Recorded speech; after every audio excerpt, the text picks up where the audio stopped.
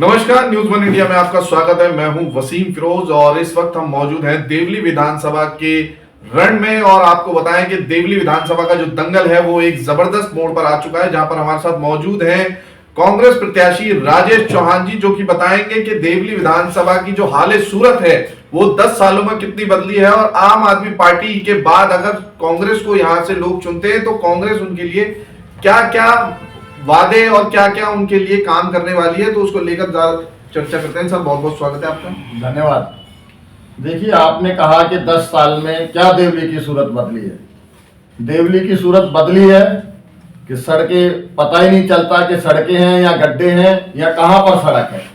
सूरत बदली है कि पार्कों में कूड़े का अंबार लगा हुआ है। सूरत बदली है कि कोई ऐसा गली का सीवर नहीं होगा जो बैक ना मार रहा हो, जिसने घरों में सीलन ना पहुंचाई हो। सूरत बदली है कि लोग पानी के लिए पैसे दे रहे हैं। सूरत बदली है कि पार्कों को बिना पैसे लिए बुक नहीं करा जा रहा है। सूरत बदली है कि बुजुर्गों को पेंशन नहीं मिल रही है। सूरत बदली है कि लोगों का राशन कार्ड नहीं बन रहा है। सूरत बदली है कि लोगों का राशन कार्ड में नाम नहीं जुड़ रहा है। सूरत बदली है कि बिना पैसे दिए लेंटर माफिया लेंटर नहीं गिरने दे रहे हैं।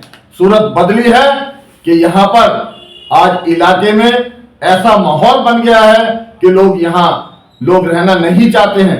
लोग दक्षिणपुरी छोड़कर जाना चाहते हैं। लोग तिगड़ी छोड़कर जाना चाहते हैं। लोग संगम विहार में रहना नहीं चाहते हैं। ये सूरत देवली विधानसभा की बदली है।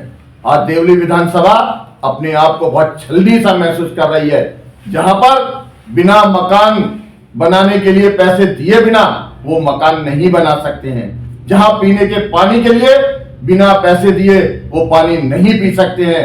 ये देवली विधानसभा की सूरत हाल है और मैं आपके चैनल के माध्यम से उनसे पूछना चाहता हूं कि कहां से आपके पास इतना पैसा आ रहा है कि आप देवली विधानसभा में चुनाव प्रचार में अंधाधुंध पैसा ला रहे हैं।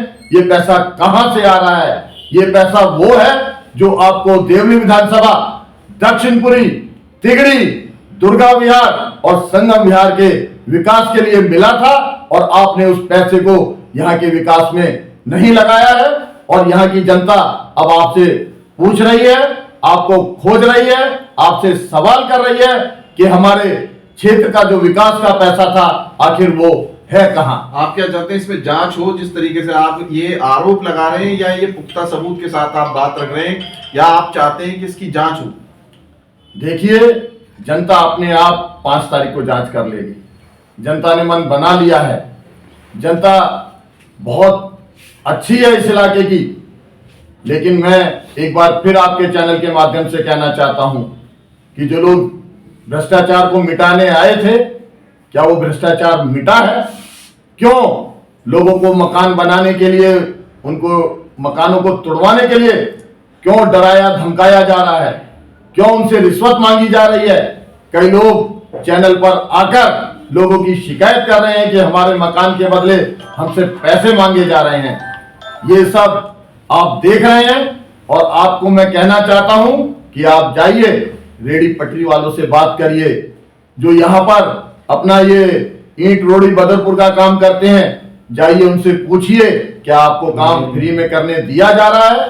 क्या आप जाइए, यहाँ के जो हमारे सफाई कर्मचारी भाई हैं उनसे पूछिए, क्या आप जाकर उन जो छोटे छोटे काम करने वाले लोग हैं, चाहे मोची हो, फल बेचने वाला हो, कोई जूस वाला हो, कोई टी का स्टॉल चलाने वाला हो, उनसे पूछिए जाकर क्या आप उनको बिना पैसे दिए यहाँ पर काम कर पा रहे हैं? ये मेरे सवाल हैं।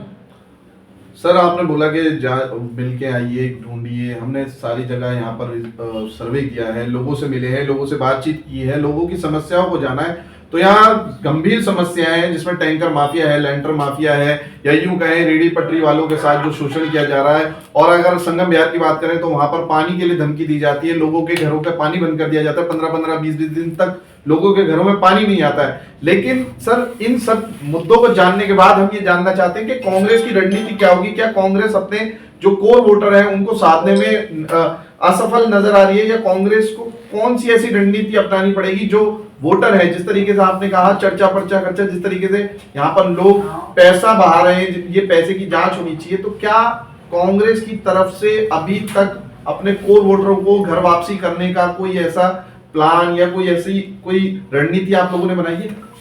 देखिए, मैं आपके चैनल के माध्यम से कहना चाहता हूं कि हमारे कुछ साथी आम आदमी पार्टी में जो चले गए थे या कोर वोटर के रूप में उधर खिसक गए थे, आज बहुत बड़ी तादाद में आज इलाके की हालत को देखकर, आज जो हालात हैं देवली विधानसभा के, उसके बाद लोगों ने मन बना लिया है कि हमारी इससे तो अच्छी हमारी कांग्रेस पार्टी थी, और लोगों ने अब कांग्रेस को वोट देने का मन बना लिया है। मैं आपके चैनल के माध्यम से उन लोगों से भी अपील करना चाहता हूं और साथ ही कहना चाहता हूं कि आइए कांग्रेस के साथ जुड़िए, हमारे साथ जुड़िए। एक बार फिर 15 साल पहले की जो दिल्ली थी और जो देवली विधानसभा था, हम उसी कड़ी में इस देवली विधानसभा के लोगों के लिए काम करेंगे। संगम विहार में जो लोग पैसे का पानी खरीद रहे हैं, मैं उनसे कहना चाहता हूं कि आप एक बार मौका दें। मैं संगम विहार में पानी बिकने नहीं दूंगा, आपको फ्री में पानी दिलाऊंगा, आपको पाइप के माध्यम से, पाइपलाइन के माध्यम से पानी दिलाऊंगा। अगर टैंकर भी आएगा तो टैंकर के लिए आपको पैसे नहीं देने पड़ेंगे। अगर आपके यहाँ बोर होगा तो उस बोर के लिए भी आपको पैसे नहीं देने पड़ेंगे। आज ये जो हालत दक्षिणपुरी और तिगड़ी की कर दी है, जो ये सड़कें टूटी फूटी पड़ी हैं, इन सड़कों को अच्छे तरीके से सड़कें बनवाऊंगा, पार्कों की हालत सुधरवाऊंगा। जो ये सीवर की व्यवस्था है, जो आए दिन ये सीवर भरे पड़े रहते हैं, ये सीवर क्यों खराब हुए हैं? इसका कारण सीधा सीधा सा है कि पहले यहाँ पर बहुत बड़े बड़े पाइप थे जो सीवर के डले हुए थे, लेकिन अब इन लोगों ने क्या करा, बहुत छोटे पाइप प्लास्टिक के वो सीवर के पाइप डलवा दिए। वो उतना लोड नहीं ले पा रहे हैं, उसको आए दिन उसकी वजह से भी ये सीवर की समस्या है। मेरे पास सारा मास्टर प्लान है, मैंने दिमाग में अपने प्लान बना लिया है कि देवली विधानसभा के लोगों का विकास कैसा करना है, चाहे उसमें सड़क हो, सीवर हो, पानी हो, पार्क हो, हॉस्पिटल हो, डिस्पेंसरी हो, चाहे बुजुर्गों को पेंशन दिलानी हो, लोगों का राशन कार्ड बनवाना हो, ये सारे जितने भी मुद्दे हैं, मैंने एक मास्टर प्लान तैयार किया है। और देवली विधानसभा का अगर आशीर्वाद लोग मुझे देंगे तो मैं इन सब कामों को कराने के लिए मजबूती के साथ 24 घंटे आपके बीच रहकर इन सारे काम को कराऊंगा। एक आखिरी सवाल सर हमारा, जिस तरीके से आपने बात की कि जो आपके जो मास्टर प्लान रहेगा, आपके जो कोर मुद्दे रहेंगे लोगों के बीच जाने के लिए, लेकिन आप जिस तरीके से बात करें संगम विहार की, स्थल मंदिर पे अगर जाते हैं तो कूड़े के जो ढेर हैं, जिनके कारण जो नाले का जो गंदा पानी है, लोग रहने को मजबूर है, डेंगू है, मलेरिया है, चिकनगुनिया है, तमाम जो लोग वहाँ पे परेशान है। और दूसरी बात, दिल्ली, साउथ दिल्ली में कांग्रेस की देन अगर आप कहें, हमने सुना है कि कांग्रेस का दिया हुआ ये एक अंबेडकर हॉस्पिटल है, इसमें सुचारू रूप से जो दवाइयां हैं, जो इलाज है, वो ना हो पाना, तो इन विफलताओं को आप जो हम आम जनता है उन तक कैसे पहुंचाएंगे? देखिए, सीधी सी बात है, आपको शायद जानकारी में नहीं है, ये मेरा प्रस्ताव था। मैंने आदरणीय सज्जन कुमार जी और शीला दीक्षित जी के सामने ये प्रस्ताव रखा था कि हमारे आसपास बहुत भारी संख्या में लोग रहते हैं जो मध्यम परिवार के लोग हैं, काफी तादाद में जे क्लस्टर में हमारे लोग रहते हैं। उनके पास इतने पैसे नहीं होते हैं कि वो यहाँ से किसी प्राइवेट हॉस्पिटल में अपना इलाज करा सकें। अगर प्राइवेट की बजाय वो सरकारी में भी जाना चाहते हैं तो यहाँ से सफदरजंग और मेडिकल जाने के लिए कम से कम उन्हें 10-12 किलोमीटर का सफर तय करना पड़ता था, और उसके लिए कई बार उन पे किराए के लिए पैसे होते थे, कई बार नहीं भी होते थे। इसलिए मैंने सरकार को ये प्रस्ताव दिया, एक प्रार्थना की कि हमारे यहाँ अम्बेडकर हॉस्पिटल होना चाहिए। शायद आपकी जानकारी में होगा कि हॉस्पिटल बनकर तैयार हो गया, इसका उद्घाटन नहीं हो पा रहा था। मैं आदरणीय रमेश कुमार जी जो यहाँ पर पूर्व सांसद हैं, उनको और हमारे दिल्ली प्रदेश कांग्रेस कमेटी के तत्कालीन अध्यक्ष अनिल चौधरी जी को कोरोना काल में लेकर आया। मैंने यहाँ पर जब उनके साथ यहाँ पर आवाज उठाई, तब ये कोरोना काल में हॉस्पिटल बना। हमने फिर आवाज उठाई तो इसके कुछ हिस्से को खोल दिया गया। ये आम आदमी पार्टी की सरकार की विफलता है कि 500-700 बेड का हॉस्पिटल जो इतना अच्छा सुंदर कांग्रेस पार्टी ने यहाँ की जनता को दिया था, बनकर तैयार है। यहाँ पर मरीजों का इलाज नहीं हो रहा, यहाँ के लोग आज भी परेशान हैं। हमारी सरकार आती है तो मेरी पहली प्राथमिकता होगी कि हर तरीके की ओपीडी यहाँ पर खुलवाएंगे और यहाँ के लोगों का उपचार यहीं पर हो, यहीं पर डॉक्टरों की व्यवस्था हो, यहीं पर दवाई गोली की व्यवस्था हो, यहीं पर दूसरी सुविधाएं हम उपलब्ध कराएं।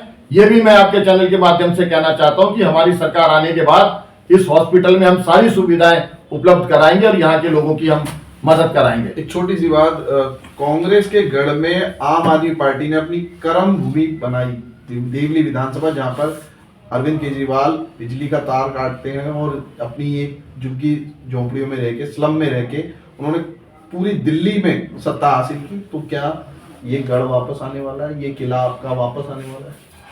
देखिए, ये जनता ने मन बना लिया है। आज देवली विधानसभा के सीने में जो आम आदमी पार्टी के लोगों ने खंजर घोंपने का काम किया है, देवली विधानसभा की जनता इनसे हिसाब बराबर करने के मूड में है और अब लोगों ने मुझे अपना आशीर्वाद, अपना समर्थन देना चालू कर दिया है और उन्होंने ये भी कहना चालू कर दिया है कि इस देवली विधानसभा के इन लोगों ने जो यहाँ की हालत की है, चाहे वो पानी को लेकर, सफाई को लेकर, पार्कों को लेकर, सड़क को लेकर, चाहे सीवर को लेकर, बुजुर्गों को पेंशन ना देकर, लोगों का राशन कार्ड ना बनाकर, लोगों का नाम राशन कार्ड में ना जोड़कर, लोगों का जो मकान बनाते हैं बिना रिश्वत लिए, उनको जो परेशान किया जाता है, उनका मकान जो तोड़ने की धमकी दी जाती है।